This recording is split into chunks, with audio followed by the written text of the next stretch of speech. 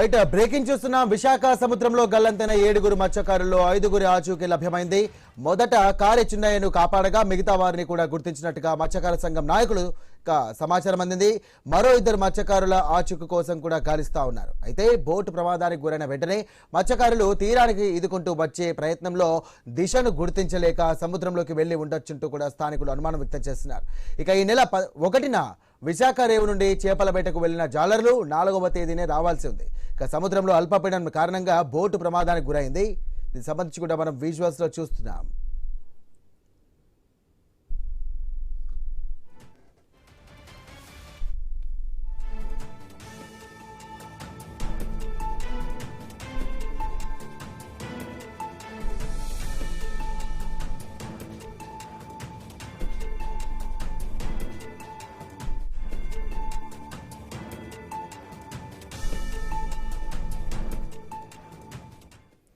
Right Visakha సముద్రంలో గల్లంతైనటువంటి 7 మత్స్యకారుల్లో 5 ఆచూకీ లభ్యమైంది. మొదట కారె చిన్నయ్యను కాపాడగా మిగతా వారిని కూడా గుర్తించినట్టుగా మత్స్యకార సంఘం నాయకులకు సమాచారం అందింది.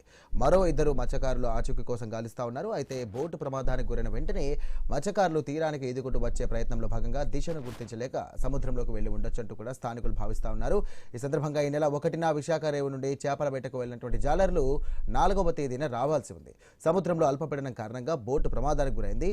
రైట్ ఇదే అంశానికి సంబంధించి ఎవరిని డీటెయిల్స్ అందించడానికి విశాఖ నుండి మా కరెస్పాండెంట్ రాజు సిద్ధంగా ఉన్నారు. రాజు, ఏదైతే నిన్న మధ్యాహ్నం నుంచి కనిపించకుండా పోయినటువంటి మత్స్యకారులు ఎవరైతే బంగాళాఖాతంలో ఆ బోటు ప్రమాదానికి గురై గల్లంతైనట్టుగా తెలుస్తుంది. దీనికి సంబంధించి కోస్ట్ గార్డు, మెరైన్ పోలీసులు ఆ గాలింపు చర్యలు చేపడుతున్నారు. మరోవైపు స్థానికంగా ఉన్నటువంటి మత్స్యకారులు కూడా వారి సొంత బోట్లలో గాలింపు చర్యలు అయితే చేస్తున్నప్పటికీ ఆచూకీ లభ్యం కాలేదు. కానీ ఇదే క్రమంలో కొన్ని గంటల క్రితం అయితే 7 ఒక వ్యక్తి మత్స్యకారుని అయితే ఒక షిప్ లో వెళ్తున్నటువంటి సిబ్బంది అయితే గుర్తించి సురక్షితంగా షిప్ లోకి అయితే చేర్చడం జరిగింది. చికిత్స కూడా అందిస్తున్నట్టుగా సమాచారం అయితే అందుతుంది. అయితే కొద్దిసేపటి క్రితమే మిగతా 6లో 4 అయితే దొరికినట్టుగా తెలుస్తుంది.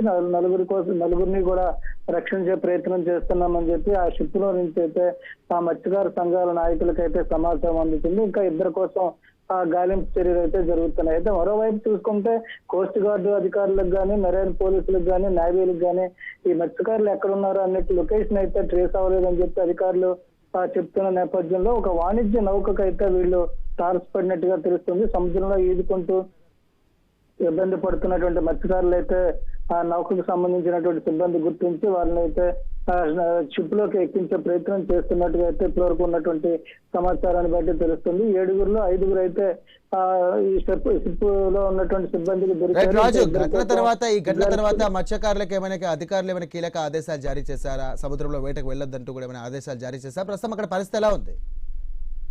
ప్రస్తుతం బంగాళాఖాతంలో వాతావరణం అయితే అనుకూలంగా లేదు. తుఫాను వాతావరణం ఉంది. అల్పపీడనం కొనసాగుతుంది. ఈ నేపథ్యంలో మత్స్యకారులు వేటకు వెళ్ళొద్దంటూ కూడా 2 రోజుల క్రితం అధికారులు అయితే సూచనలు చేసిన నేపథ్యంలో అప్పటికే సముద్రంలో ఉన్నటువంటి ఈ 7 వెళ్ళినటువంటి నౌకగా అయితే సమాచారం ఇచ్చారు. వాళ్ళు తిరిగి తీరానికి చేరుకుంటున్న సమయంలో అయితే ఈ ప్రమాదం చోటు చేసుకుంది. అలల తాకిడికి ఆ బోట్ అయితే తిరగబడినట్టుగా సమాచారం ఉంది. ఈ నేపథ్యంలో వాళ్ళ గాలింపు చర్యలు అయితే చేపట్టడం జరిగింది. రాష్ట్ర ముఖ్యమంత్రి, హోంమంత్రి, ఇతర శాఖల మంత్రులు కూడా స్పందించడం జరిగింది. అదేవిధంగా ఎమ్మెల్యేలు స్థానిక విజయనగరం చెందినటువంటి నెల్లిమర్ల ఎమ్మెల్యే లోకం మాధవి, అదేవిధంగా విశాఖ తూర్పు జనసేన ఎమ్మెల్యే వంశీకృష్ణ యాదవ్ కూడా ఆ సంఘటన స్థలానికి వెళ్లి బాధితులు పరామర్శించడం జరిగింది. ఇప్పుడు తాజాగా అందించున్నటువంటి సమాచారం ప్రకారం 5 అయితే సురక్షితంగా ఉన్నట్టుగా తెలుస్తుంది. మరో 2 కోసం అయితే గాలింపు చర్యలు అయితే జరుగుతున్నాయని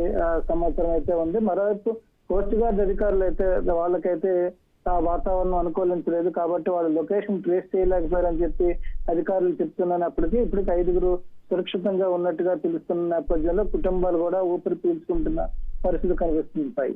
రైట్, థ్యాంక్ యూ రాజు.